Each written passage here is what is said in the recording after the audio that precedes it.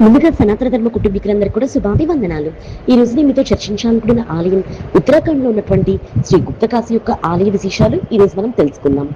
ఉత్తరాఖండ్ లోని రుద్రప్రయాగ్ జిల్లాలో సముద్ర మట్టానికి 1300 మీటర్ల ఎత్తులో ఉన్న ప్రముఖ పుణ్యక్షేత్రమే గుప్తకాశీ. చార్ధామ్ యాత్రలో వెలిసి ఉన్నటువంటి పవిత్ర క్షేత్రం కేదార్నాథ్ మార్గంలో ఒక కీలకమైన ఆధ్యాత్మిక కేంద్రంగా గుప్తకాశీ విరాజిల్లుతూ ఉన్నది. స్థల పురాణం ఏంటో ఈరోజు మనం తెలుసుకుందాం. మహాభారత యుద్ధం తర్వాత తమకు అంటినటువంటి బ్రహ్మహత్య పాతం, గోత్రహత్య పాత్రాన్ని నివారించడం కోసం శివుణ్ణి సేవించడం తప్ప మరో మార్గం లేదని పాండవులు శ్రీకృష్ణుడి ద్వారా తెలుసుకుంటారు. దీంతో వారు కాశీలో కొలువైనటువంటి పరమేశ్వరుని సందర్శించడానికి వారణాసికి బయలుదేరుతారు. మహాభారత యుద్ధంలో ఎందరో యోధులతో పాటు భీష్మ పితామహుడు, ద్రోణుడు వంటి పెద్దలు కూడా మరణించడం పరమేశ్వరునికి కొంత వ్యగ్రత కలిగించింది. దీంతో పరమశివుడు పాండవుని కొంత పరీక్షించాలనుకుని కాశీలో ఉంటే వారికి దర్శనం ఇవ్వాల్సి వస్తుందని అక్కడి నుంచి బయలుదేరి హిమాలయాలకు చేరుకుంటాడు. వారణాసి చేరుకున్నటువంటి పాండవులు శివుడు హిమాలయాలకు వెళ్ళాడన్న విషయం తెలుసుకుని వారు కూడా హిమాలయాలకు బయలుదేరుతారు.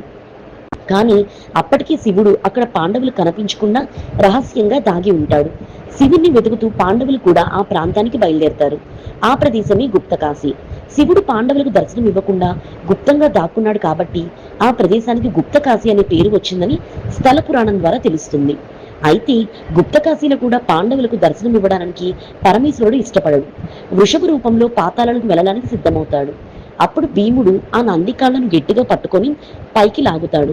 దీంతో నంది 5 ఖండాలుగా ఖండించబడి గుప్తకాశీ చుట్టుపక్కల 5 భాగాలలో పడిందని చెప్తారు. ఆ 5 ప్రాంతాలే పంచకేదారాలుగా మారాయని కథనం. అవి కేదార్నాథ్, రుద్రనాథ్, కల్పేశ్వర్, మధ్య మహేశ్వర్, తుంగనాథ్. వీటిని మనం పంచకేదారాలుగా పిలుస్తున్నాము. గుప్తకాశీ పంచకేదారాలలో ఒకటి కాదు. కానీ శివుడు తొలిసారిగా పాండవులకు వృషభ రూపంలో దర్శనమిచ్చిన ప్రదేశమే గుప్తకాశీ.